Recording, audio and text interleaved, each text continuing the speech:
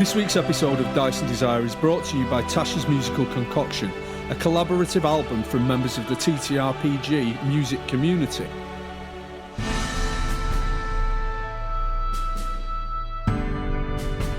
Each of the tracks on the album is inspired by one of the new subclasses from Tasha's Cauldron of Everything, the new sourcebook for 5th edition Dungeons & Dragons. The entire album is being made available for free to Patreon subscribers of all of the composers who have taken part.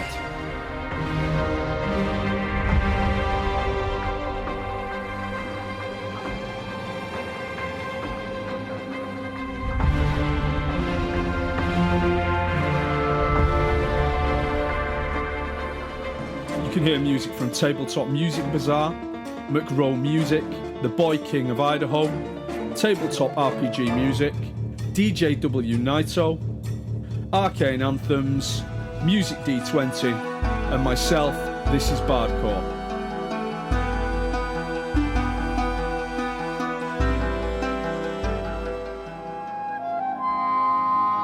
For links to get hold of the music, visit the Dice and Desire Twitter page at Dice and Desire or my Twitter page at This is Bardcore. You'll also find links in the description of the YouTube upload of my track The Phantom Rogue on my YouTube channel, Dweezil Vanzafir.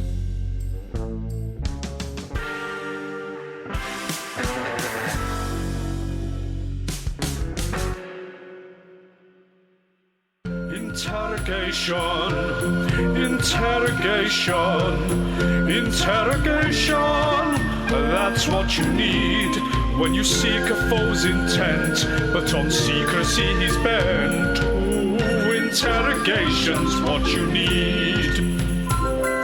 The final snake is left alone, quench mysteries while he lays prone. Krill awakes from peaceful rest, filled with energy, newfound zest. What imbues him with such energy? Krill and a teddy bear bond with synergy. A suitable name he doth require. What will he be called in Dice and Desire? We came here to secure Nightstone for our own. Keller was sent here to scope out the town. We were to follow her, and we were to take the town for our own. For the Seven Snakes. Initially. How's that going for you? Not well. Yeah, I was being facetious. So was I. Who sent the Seven Snakes to do this? God, I always got to get the last fucking Dweezil, word in. We've got a thing going on here. Carry on. Who sent the Seven Snakes to do this?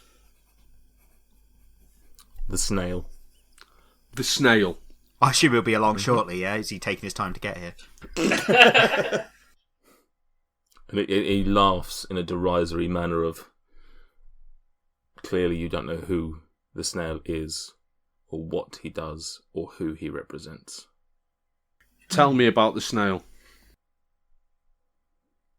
Very little to tell about the snail. He's a man like any other man, a halfling. But why is he called the snail? You'll find out if you ever meet him. No, I'll find out now. Tell me. And I push the dagger into his cheek slightly. He winces.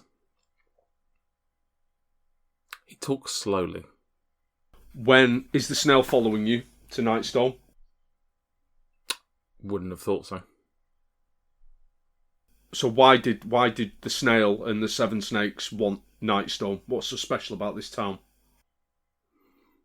Well, apart from all the boulders that have suddenly started falling, look at the place. Strong defences. Close to Waterdeep. Excellent bridges. Excellent bridges. It's somewhere that we could thrive and set up a decent network. To achieve what? To achieve what most men want to achieve. Power. I look to my colleagues and I say, I think this man is telling us the truth. And if we let you go, where will you go? Probably back to the snail, I should imagine. My group has been massacred. I have nowhere else to go. We cannot let this man go. Dear As much as it pains me to say it. What? We either take him with us or we get rid of him. We're throwing him in the moat. Krill says, give me a second. And he holds the teddy up to his ear and he goes, yes. Yes. Like a telephone. Okay, yes. He lowers the teddy. Teddy suggests that we chop him up into tiny pieces and scatter him around the town. I'm fine with that, but it will be quicker to just throw him in the moat, and I like the idea of him drowning. While this is happening, Dabble just stabs him in the throat. Just... I can't be asked to piss around with all this. This is getting inhumane. Okay, can you roll an attack on him? Yeah. With advantage, considering he is prone. I definitely need that advantage. 16 plus whatever bonus I get. I don't know if I need it. 16 hits. Yeah, so I won't bother with the thing. Yep, and then is it just damage, presumably? Yep. Right. You sneak attack him. Do I get a sneak attack? Yeah, you've got advantage. Well, you're still presumably by him, right? You've not moved away from him. Dweezil's not moved away from him. You've got advantage against him anyway, which affords you a sneak attack. Cool. He's blinded by shit. Yeah. So that's 6 on the normal one, and now I get 2d6, don't I, for my sneak attacks? Yeah. Oh, nice. Plus 10, so 16. You plunge your... Dabble, as you say, is clearly tired of this. Remembers he's a rogue and does rogue things, unlike the barbarian who's doing rogue things. You plunge your dagger straight into his throat, and you sort of see just a smirk on his face, almost as if he's pretty glad that you did this, because he was tired himself of the bullshit and Tired of living. tired. Yeah, and if you're tired of Nightstone, you're tired of living. And he goes with a gurgle, and blood is spilling out onto the floor from his open wounded neck. Nice. Dabble turns to the rest of the guys and just says, "North." Like, he took no pleasure in that. I'd like to point out, Dabble's not a bad person, but the way it was going, was kind of like it was going to be savage. So just saved him, did him a favour, if anything, and saved us a lot of time.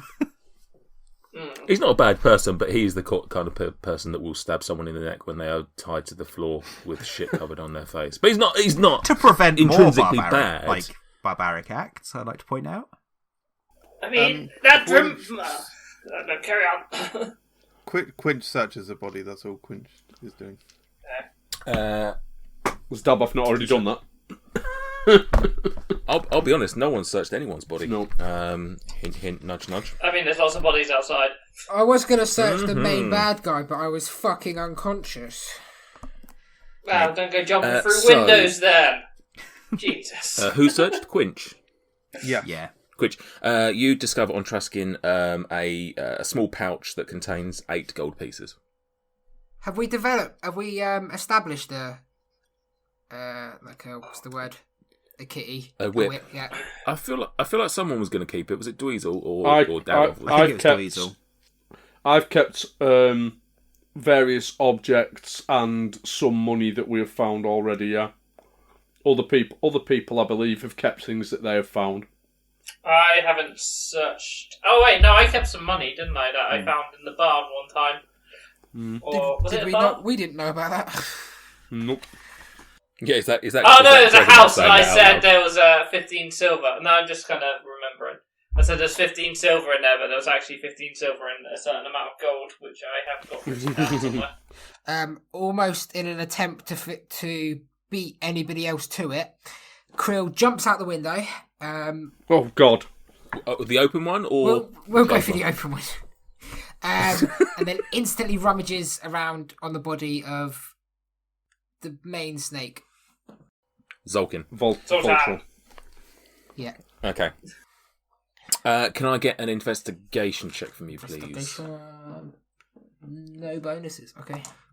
Didn't need it. 19. 19. Okay. You rummage around with his body. He's dressed a little different to the other bandits. Pretty much in the same sort of, I wouldn't say uniform, but dressed very similar to them, but just a little bit more ornate and a bit more, I don't want to say regal, but you'd be able to tell he's probably a standing above the rest of them. You locate upon his body a gold ring, which is worth approximately 25 gold pieces. It's emblazoned with a symbol of a black-winged serpent. Okay, gold ring, black serpent. Black-winged serpent. What's the rest of it?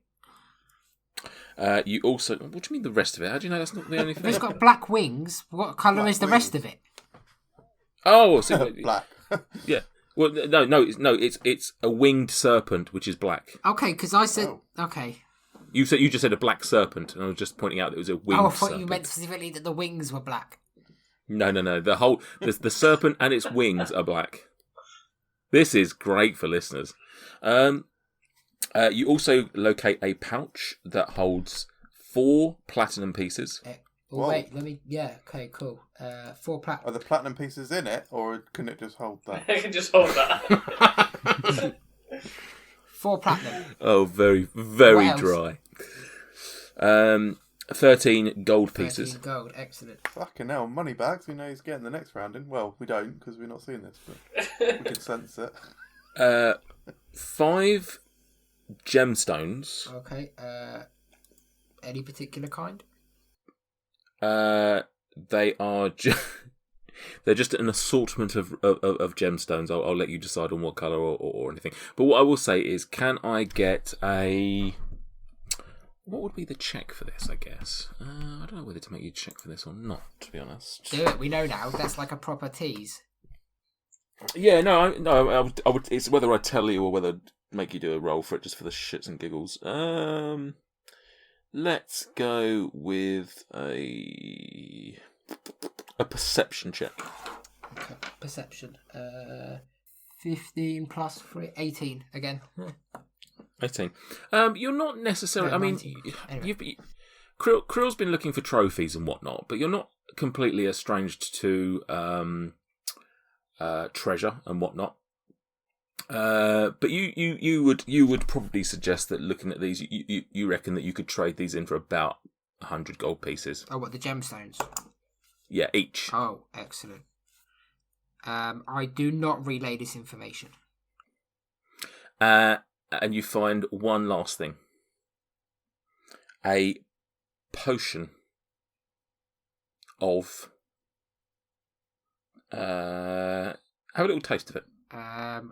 I dip my finger in the bottle, give it a sniff, dab it on the tongue. You've not had this in...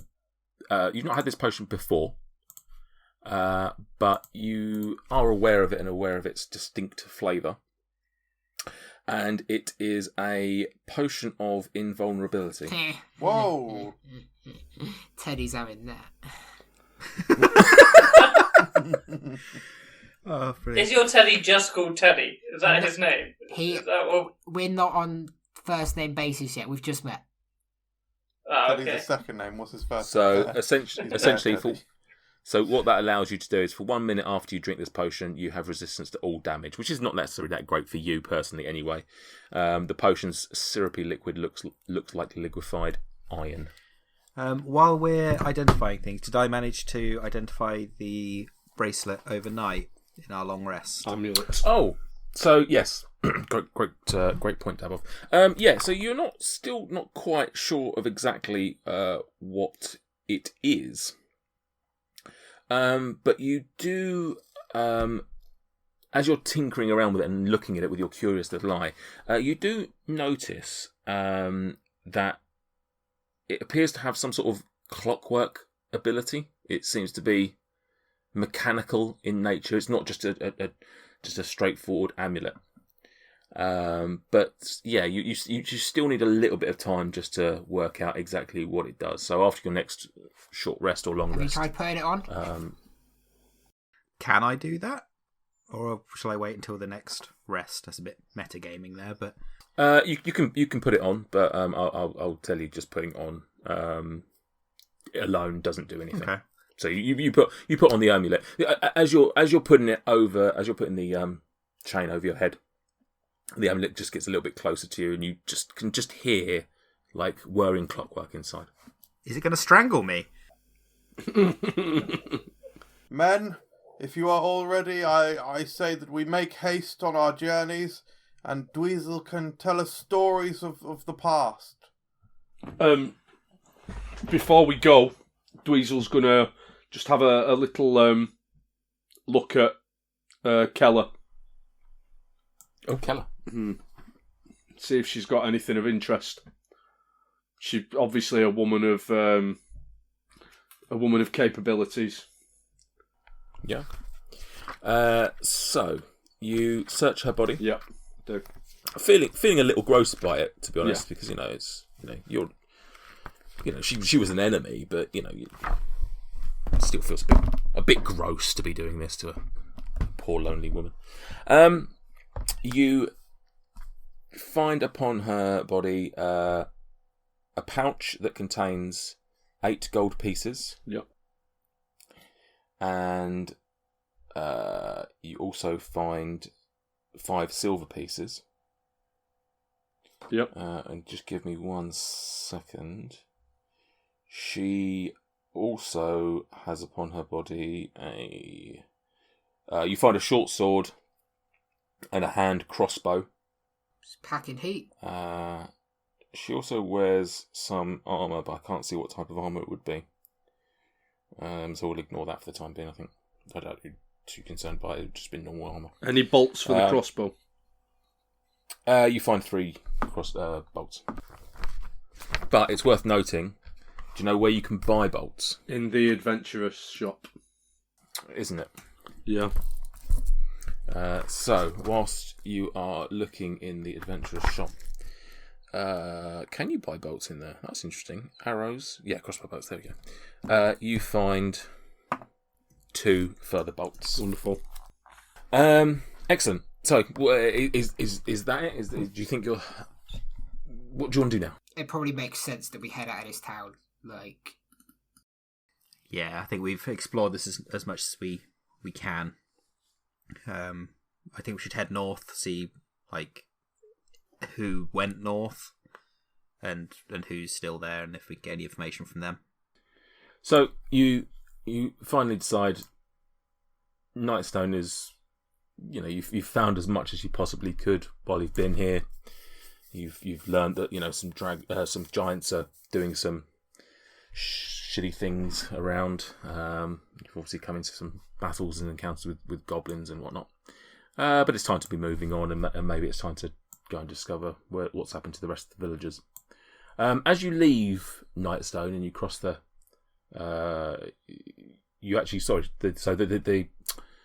drawbridge is up. The guys raised it in the night, so you obviously have to lower it. You have a look at it, and you wonder whether it's a dunkel or not. And I don't think you'll ever truly know whether this is a dunkel, a lurge dunkel. No, actually, lurge is windows. I don't know what I'm talking about. We don't know which brother does drawbridges. Anyway, you cross across the drawbridge and get to the other side of the moat. Can you all roll me? I don't think we've ever done this before. Can you all roll me a survival check, please? Yeah. Wow. Ooh, 18 for me. 12 for Dweezil. 12 for me as well. 20 for Quint. 16 for Krill. Okay. So you've been adventuring for a while. You have a good sense of, maybe not an exact north, east, southwest compass on you by any means, but you've got a good idea of where north is, especially those that have maybe been in this area in the past and maybe have a little idea of where north of Nightstone would lie. You start sort of walking generally in that direction, but you still don't really know where you're going. But it's whether it's through luck, whether it's through survival skills or what, Quinch suddenly and is the first to notice a number of tracks. There is a number of tracks on the ground and in the air. Can you Quinch, can you roll me a perception check? Yes. I perceive that to be 11. 11. The path of these tracks, you can tell, has been quite well trod. There's a number, you can't really make out how many, but you get a sense that there's essentially two tracks here, or two sets of tracks here. One heading north, one heading south. You can't really make out huge differences other than you can tell that the type of footprints being made are different. They're possibly different groups. So you see essentially that people have gone north, people have come south along this track, but that they potentially are different races. Right. Okay. So I assume are you gonna follow the tracks? I think we should head north. We should try and find the villagers, and see what really occurred here. As you head north, a couple of hours pass. You're still following the tracks, keeping up with it. They bit patchier here and there, depending on the weather, how it's been, and the footing underneath. But you manage to follow them fairly consistently. And then all of a sudden you start seeing some hills on the horizon. Keep journeying towards these hills. And then you get probably, I don't know, a few hundred feet away. And you notice that one of the hills is a little bit bigger than the others. And the trail seems to be heading towards that one in particular, or certainly in that direction. So, I assume you continue along the trail? Carry on. Yeah, keep following it. Yeah. These tracks appear to lead to the hill in front of us, which is quite large. I believe that larger hills lead to larger adventure. So I think that we should continue this adventure. You come up to the hill and you notice on the nearest side to you, actually, fortuitously, that there is a mouth to a cave on the side of the hill. Ooh. Which is approximately 12 foot wide. And the mouth of this cave is about 20 foot high. Good grief! It is the gaping entrance of Chalupa herself.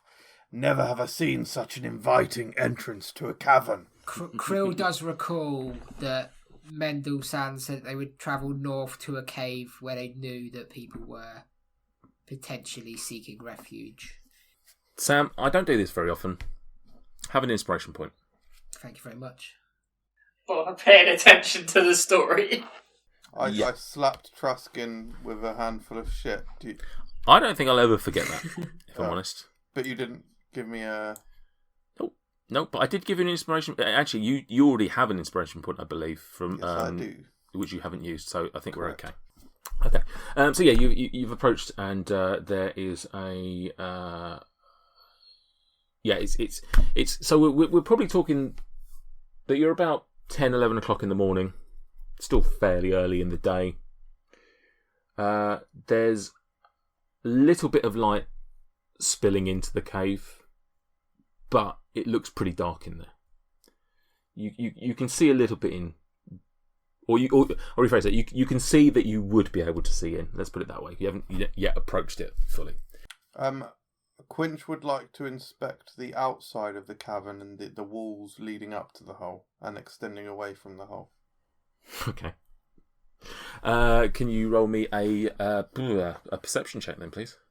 Perception. 12. It's a fucking cave, mate. It's stone like any old cave. It's been worn away by weather and time, but it's just a cave. The outside is nothing. This has not been hewn by hand. This is just a natural formed cave. So Quinch is stroking the outside of the cave.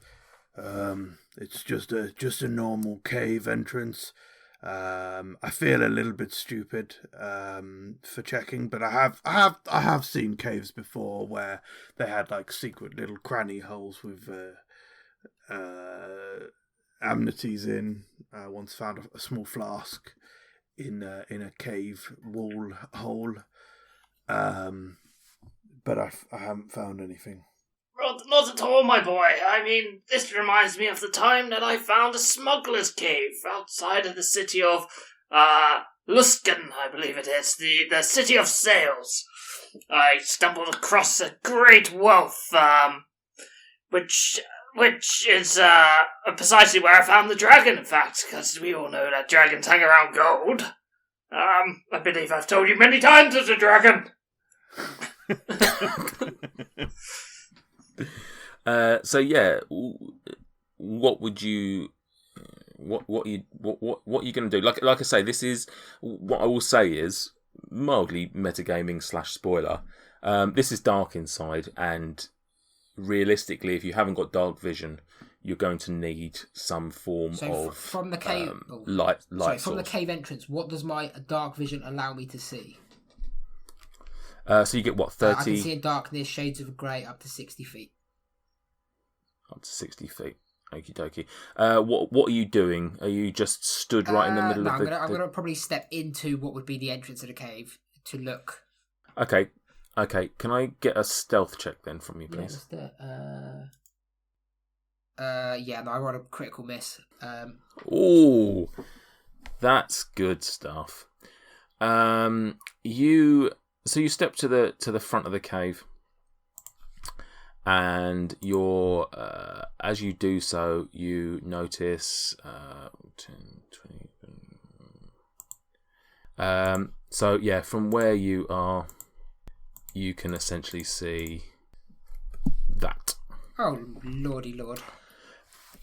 So you look in, and you notice that. On the there's a large ogre having a bath, essentially, in a big old mud pool,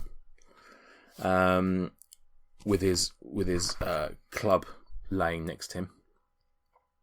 You also notice that there are a couple of goblins just stood up on a couple of ledges to the southeast and the southwest of the cave entrance. But as you're doing so, as you're poking your head around, something just, maybe it's, I don't know if it's a dagger or something that you might have upon your person. Unfortunately, Teddy's glistening eyes. Well, I was going to say something fell to the ground, making a bit of a noise, which unfortunately draws an alert from the goblins, and they all, the two that see you, look around, and all of a sudden you just hear a battle cry of Briac! Thank you for joining us on our adventures. Please subscribe and leave a review on whichever platform you listen to podcasts through. You can also find us on Instagram and Twitter at Dice and Desire, where we share behind the scenes bits and bobs, and we'd love to interact with you there.